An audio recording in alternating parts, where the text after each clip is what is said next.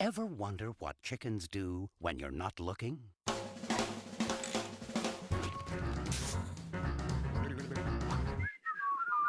Operation Cover Up! No chicken escapes from Tweedy's farm! Hey everyone, Rascal here. And Mama, welcome to our channel, Paws On Animation. Today we're covering the DreamWorks Ardaman movie, the original Chicken Run. Now, in honor of the sequel, Chicken Run Dawn of the Nugget, arriving on Netflix, it's already arrived by now. Yeah. We finally are covering the original movie in reverse order. Yeah, somehow. And before we start, be sure to like, subscribe, and notification buttons for future podcasts and all the pause videos. Yes, thank you so much for subscribing, for sharing our videos, and following us on social media. And if you want to watch Chicken Run Dawn of the Nugget, it should be coming up right now. Yes. Give it a watch after this, and then you'll be seeing the podcast in order. Right. So Chicken Run originally came out in 2000. Yes, And 24 years ago. And it's a comedy film. The screenplay was written by Carrie Kirkpatrick, directed by Peter Lord and Nick Popp. And I think at the time this came out, there was really nothing else like it out there. True. Not just for the animation, but the storyline, the creativity and everything. It was something unique in of itself. And I heard about this movie for years. And one of my friends, which is the Imaginator, really loved this movie too.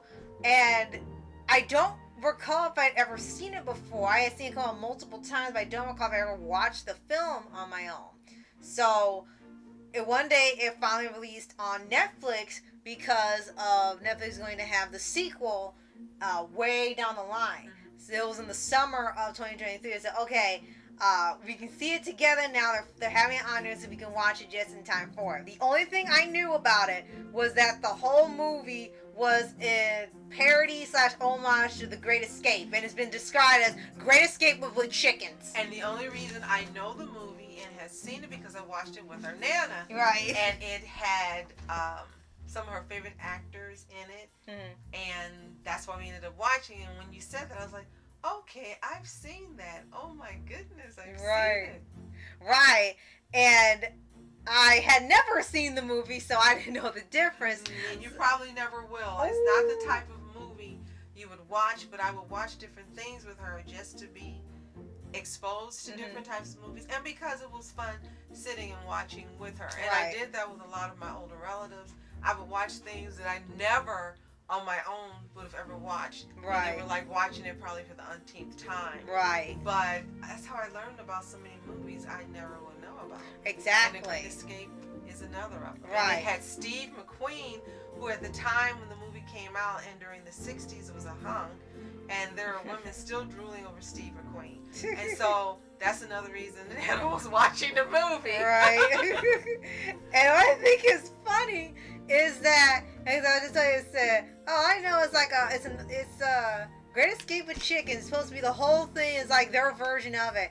And it's funny because like within the first few minutes you said, oh my gosh, it is. This is the same way it opened. I thought it was absolutely hilarious. It was brilliant. It was absolutely brilliant to do it that way. Right. So I want to mention quickly that Chicken Run was a critical and commercial success. It had a budget between 42 and 45 million. It grossed over 227 million at the box office and was the highest grossing stop motion animated film in history. Wow. Now for DreamWorks, because it was a collaboration, it was their highest grossing film at the time until Shrek came out the next year. Wow. And then that got taken over by Shrek for them, but it's still Aardman's highest grossing movie of all time. Right. And stop motion animation. Right. And I think at the time you really only knew Ardaman for doing Wallace and Gromit. That was their claim to fame. And then you see Ardaman, you think of Wallace and Gromit. And now they've done other movies over the years. Besides that, in The Curse of the Were-Rabbit, they've done Chicken Run. They've done Pirates, Band of Misfits. They've done Early Man, depending on your opinion of that. They've done Shaun the Sheep. They've now added more to their repertoire in terms of having these really creative, fun family films. And this movie, just alone in the description, everything sounds like it's one of the strangest concepts ever. But then you start watching it, and suddenly you can see all the dots connect to doing the parallels of the movie, and it's absolutely hilarious. It was so cleverly written that people still refer to it when they want to use humor and they want to have how to do homages correctly to older pieces of movies, and it's just such a well done movie that people still talking about 23 years later. It was nominated for over 20 awards in different film festivals, and it won 12 of those. Wow. That just shows you how well the writing and everything that went into it is. Now, what's interesting, it was nominated for multiple Annie Awards, but didn't win any. Odd. And I was very surprised to learn that. It's like, wow. Really? Kind of wonder what it went up against to lose. Right. I think the best thing this franchise did is releasing Down the Nugget on Netflix instead of in the theater. Right. Thinking and banking on the success of the first one, because the movies are very different. And if you haven't seen Down the Nugget, it's, of course, the same animation, stop motion animation. Right. It has a different voice cast. The ones who are still alive did return, except for Mel Gibson, and you know the controversies of why they didn't bring him back, which doesn't make sense. Right. I think they should have brought him back anyway, but that's neither here or there. Right. But it's a totally different movie from this one.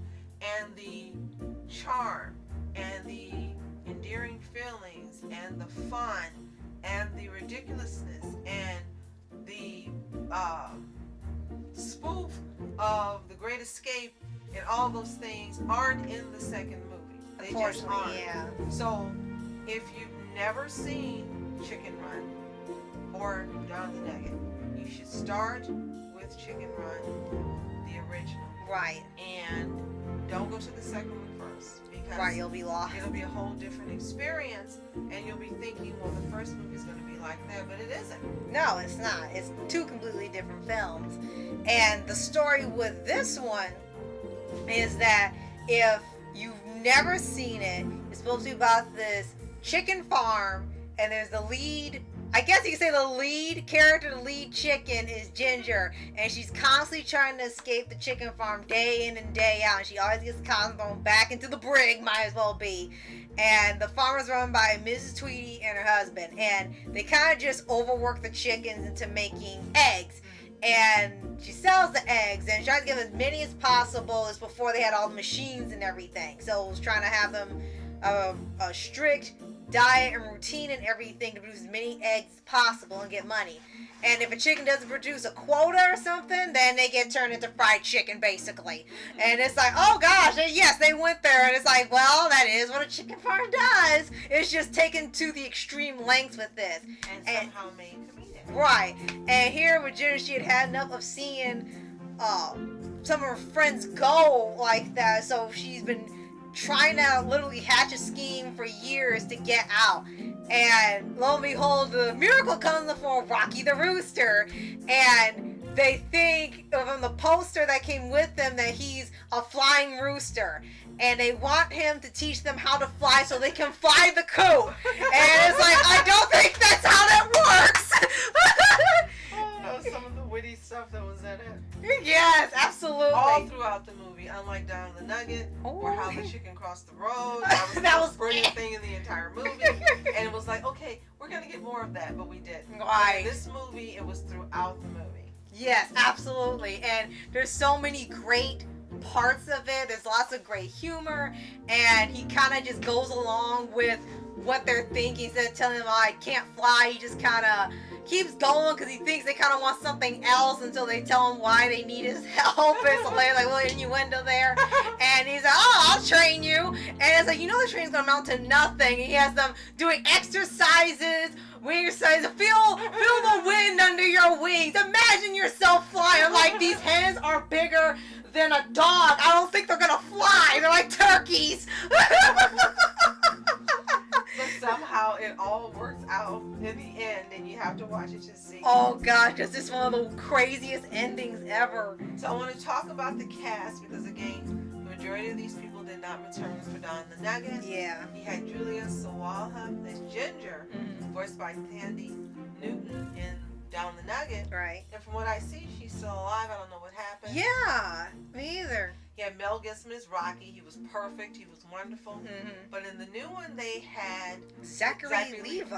Yeah, and no offense to him, we loved him in many other things, but he just didn't capture the essence of the portrayal by Mel Gibson. Yeah, I agree. Yeah, Miranda Richardson is Mrs. Tweedy, and she did return. Yes. Tony Haggard is Mr. Tweedy, who didn't return because she married somebody else. Right. How this woman got another husband in a new movie is beyond me. Right. You see her in this one, you'll be thinking how she How? got her first husband. Right. Benjamin Withrow was Fowler. The old rooster, yeah. Timothy Spall is Nick, a cynical rat. Yeah. Will Daniels is Fetcher, Nick's partner, and they're hilarious in here. Yes, absolutely. He had Jane Horrocks as Babs, and they call her a chubby chicken who Chubby. loves knitting. Yeah, and she's constantly knitting throughout the movie and stuff. She's kind of like naive to what's going on. She never gets that once those chickens leave, they don't come back. Like, oh, they're going on holiday. And Imelda Staunton plays, what is her name? Bunty. She was the champion egg layer. She returned for Dawn of the Night. I'm not sure, because when they had the credits, they didn't go by too fast, but it was just like, I don't recognize these names in terms of being from the first movie. I'm not sure if she did. It would be great if she did. Yeah. But she was in it, and then Lynn Ferguson as Mac, Ginger Scottish, second in command. Yes. And he was hilarious. Yes, absolutely. The cast was perfectly chosen. And he actually returned for the same role, Lynn Ferguson Tweedle. Oh, that's right.